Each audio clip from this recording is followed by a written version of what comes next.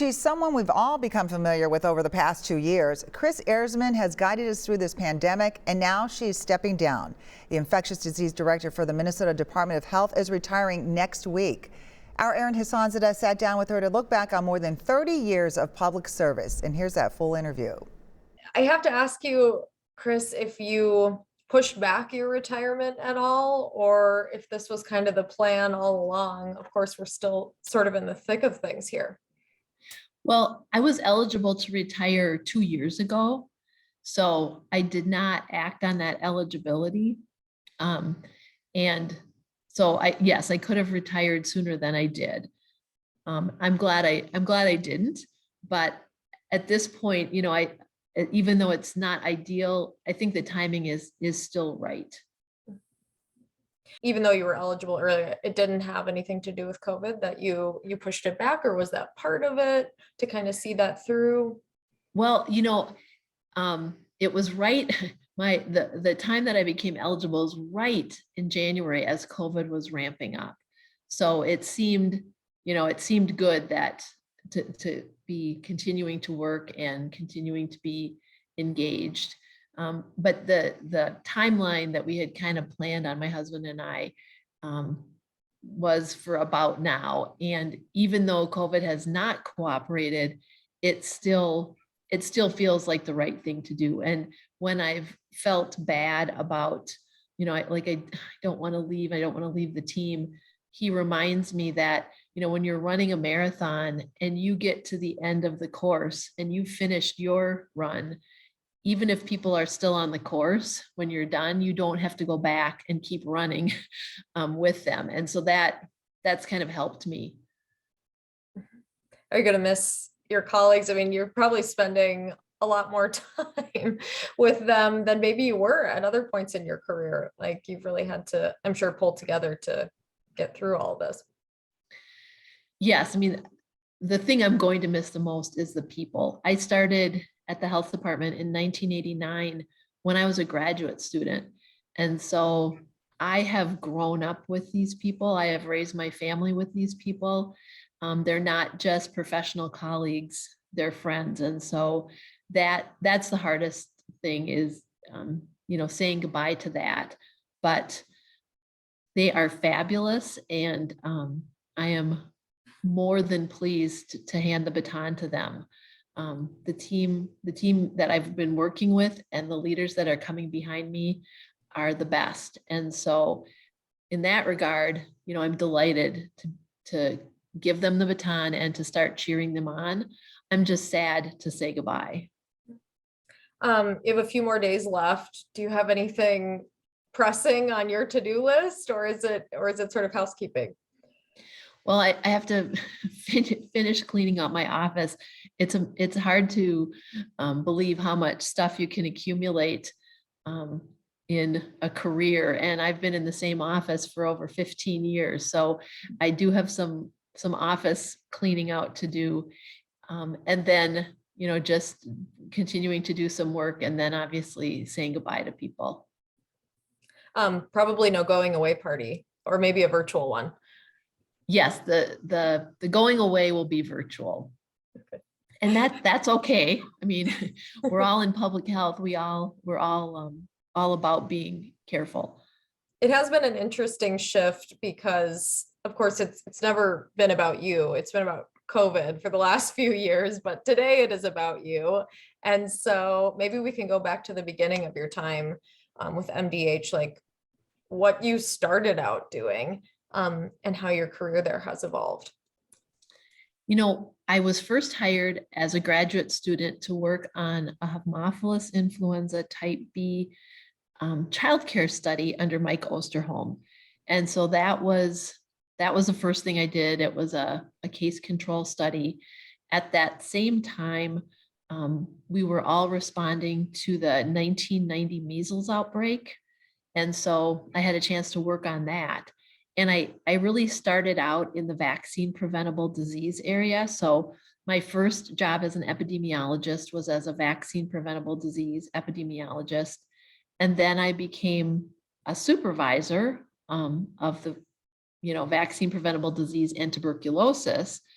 And then later, a manager, the section manager for immunizations, tuberculosis, and international health. So kind of that same area, and then ultimately became the division director. So expanded to all the other infectious diseases that we work on. And that was about 14 years ago that happened. So I've had the opportunity to work on a lot of different interesting projects, but I think vaccine preventable diseases have always been an area of interest for me because that's where I originally started. You originally studied nursing, and I'm curious if you ever thought that was going to be your whole career path, or when you realized you were interested in doing more. It's interesting. I remember my senior leadership seminar, we had a speaker come, and I don't remember what she spoke about, but I remember thinking I would enjoy doing presentations for people on a topic. So that was one thing that struck me even before I had graduated. And then when I graduated in 1984, there were no nursing jobs available because it was a nursing strike at the time. So I was doing all kinds of odd jobs, but one of the things I did was volunteer for a program called Eat Smart for Your Heart. It was a program through the School of Public Health at the University of Minnesota, and it was a community trial. And so I taught some classes, and I really enjoyed that. And so I thought, I think I want to be a health educator. And when I went to the university to talk to folks, I spoke with David Snowden, who was the head of the EPI program, and he talked me into epidemiology. So that was pretty early on. I mean, I had just barely even started working as a nurse when I knew that I wanted to go into epidemiology. And so I pursued that. Yeah, I'm curious how you feel MDH's role. You've been there, now for so long. How has public health kind of evolved since you've been there? And did you think you'd be there for most of your career? I did think I'd be at the department for most of my career just because I did want to do public health. And so, you generally need to be at a state or local level to do that. I did not envision that I would be in the position that I am now. I kind of expected that nothing would ever change, and I would continue to work as an epidemiologist. In terms of what has changed, I mean, certainly just technology is so different. When I started, there were 3 computers we shared in the bay. And I remember when I got my first computer, my own computer, and it took about 5 minutes to run one of the statistical programs, just a simple, odds ratio with a p-value. And now what the team can do with Tableau and some of the other tools that we have, it's phenomenal. So those kinds of changes have been incredible.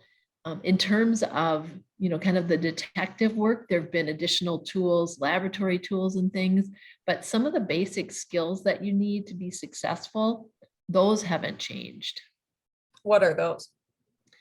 Just, being interested in researching things, that who, what, where, when kind of question of digging in and figuring out, what a particular food item might be that caused an outbreak, or, trying to figure out relatedness between individuals to identify transmission patterns. So those things haven't changed, but a lot of the tools that we have to work with certainly have. And now when I started, no one knew what an epidemiologist was. They thought when you said epidemiology that it had to do with skin because they thought of epidermis. And now everybody thinks they are an epidemiologist. So we've come full circle on that. Yeah, let's get into COVID. I'm curious if we go back to March 2020 or kind of the early days, when you realized the magnitude of what we were dealing with. Maybe professionally, you knew before we all did that it was going to be a long haul. I think the answer to that, did we know before the public did, it would be a long haul. I think that's a yes and a no, because certainly, in some of the early conversations that we had in some of the early media interviews, we tried to talk about the fact that there was a possibility that COVID might start to impact people's personal lives, and it might have, an impact on them. But even at the time, I don't think we could fully comprehend, what that meant. We had, from an academic standpoint, planned and talked about, in the event that you had to, shut things down. Some of the national committees I was on, we had for one, we had a economic advisor from the White House come and talk about, potential economic impacts of a pandemic. So it wasn't that we weren't aware of those things, but living through it is very different than, thinking about it from a planning and academic standpoint. Mhm, mhm. And then you became sort of, more of a public figure. And you were kind of the person that not just us as journalists, but all of our viewers kind of turned to consistently. It'd be you or Dr. Fauci or, Commissioner Malcolm. And so what was that like, becoming that voice of kind of calm or information, especially when we didn't have very much? Well, it's been a situation that has really evolved. So what happened was we started out doing these daily updates, just to let people know what was happening, what we thought were, the important points that they should be aware of. And I guess didn't even think that of how it would sort of continue to play out over a 2-year time period. But the goal really was to continue to provide the public with information, with what we knew, what they could possibly expect. Although, as you acknowledge, there were so many things we didn't know. And I mean, I'm grateful that my style and the needs of the agency kind of fit, that I do tend to be a more, deliberate, calm kind of speaker. And so I'm glad that worked out well. And that it made people feel more comfortable as we were going through a really difficult time. I wanted to ask too, if you had any personal, we know that you recently recovered from COVID, but did you have any other tough points where friends or family were infected? I know when my grandma was sick with it before vaccinations were available, it was tough to report on. And so I don't know if you had any kind of personal moments where it was just kind of hard to do your job because friends or people you knew were sick. I've been very fortunate that my family has been really healthy until just this year when my dad got COVID and shared it with us. I think the times when it's been hard is just when people that I know and care about, don't share the same viewpoint on the pandemic or the value of vaccines or things like that. That has been one of the more difficult things for me. But no, I've been fortunate in that my family has stayed very healthy during this time. Of course, in general, they tended to follow the guidance that the department put out. It is a tough spot to be in. And I think it was striking for anyone covering it, and I'm sure the department, that this pandemic or masking or anything became as politicized as it was. How did you handle that? Well, I think initially as public health professionals, we were really surprised and taken aback by that. I think we were fairly naive. We have worked on many, many different outbreaks and situations and even a pandemic, and had never had that level of response from the public. But by the same token, we'd never had a situation like this. And on reflection, any time that you have a situation that so takes over people's lives and just how they're interacting and things, it's bound to, you know, pull in political comments and thinking, and, you know, have the potential to become political. So when you think about it, it makes sense, but we have never had that happen before. So as public health, we were rather naive and not quite prepared for it. Do you think COVID-19 and the response around it was the biggest challenge of your career, or would you pick something else out? No, I definitely think this has been the biggest challenge of my career, and I think of the careers of everyone on our team. I mean, it just because of the intensity, the duration, the politicization, all of those things have been really challenging. So I would say this has been the most challenging thing that we've dealt with. That's not to say that other situations, you know, weren't challenging, but when I look back, most of those situations were intense for 4 to 5 months, or maybe even 6 months at the most. And then, you know, we kind of went back to our normal life and our normal work. And this has gone on for 2 years. And as you mentioned, you know, there's been a lot of public vitriol. And so I think the combination of all of those things probably made this more challenging than other situations. What was a bright spot, I guess, in your professional career? Did you have highlights or things you're particularly proud of? Well, when I think about COVID in particular, the bright spot has been getting to work with not only our team, you know, bringing their A game, but folks from across the agency who came alongside to help with the work. We have gotten to know fabulous people that we might not have worked with at the department, as well as from other state agencies who came over to help us. So that has been really positive, as well as there were so many people who wrote notes and sent notes of thanks to me, to the commissioner, to our team. And that was really heartening that someone who didn't know us at all would take the time to write a note, to say thank you, to be encouraging. So in this particular time, those were the things that really kept us going. And humor. We had a lot of, we started out talking about potholes. When we'd be discussing, you know, what we were doing, and or were there any potholes we should avoid? And then we moved from that to dumpster fires, and then from that to flaming volcanoes. And ultimately we got to the 7th ring of hell. And I think we kind of left it at that. But there were some things that we did internally that were just kind of epidemiologic silliness, but we needed that, and we needed to maintain a sense of humor to keep going. And so I think about some of those times with the team that were fun, and that's also a positive. But in general, it's the relationships.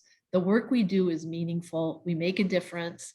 Public health plays an important role in the community, and the people who work in public health are fabulous. And those relationships have been incredibly meaningful to me over the last 33 years. Anything that you would change, not just with COVID response, but other challenges you faced? Well, you know, public health typically is something that people aren't thinking about. They aren't aware of. They don't think about clean drinking water. They don't think about the things that public health does every day to make sure that restaurants are safe, or that, you know, we're preventing disease. So I think that what I hope is that with this attention to public health, that ultimately people will move away from the extreme kind of black and white feelings, and remember the important role that public health plays, and that there will be more investment in public health so that, you know, we can be prepared. I think when I think about, being able to respond to challenging things, yes, you can ramp up, but really it's what the boots on the ground that you have. And so I think it will be important moving forward that we continue to make sure that public health is in a place that they're ready to respond to whatever the next thing is that comes down the pike. What's next for you? People want to know, after such a busy few years, what you'll do in the early days of your retirement here. Well, I'm spending the first weekend that I'm retired with some girlfriends that, you know, I've gotten together with for many, many years. So I'm looking forward to that. And then my husband and I are going to go south, see my dad in Florida, and just take some time. I think, you know, we both will be looking at how we will be engaged and volunteering and what things we'll do, but we just want to take some time to sleep in and relax and reflect. Mixed feelings for you as you walk out the virtual door here, or feeling accomplished?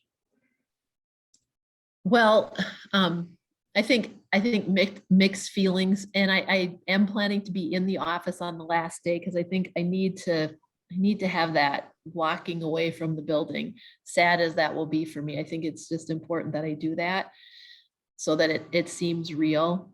I feel really happy and proud of my career, and I have a great deal of gratitude for the opportunities I was given and the chance to lead at the department.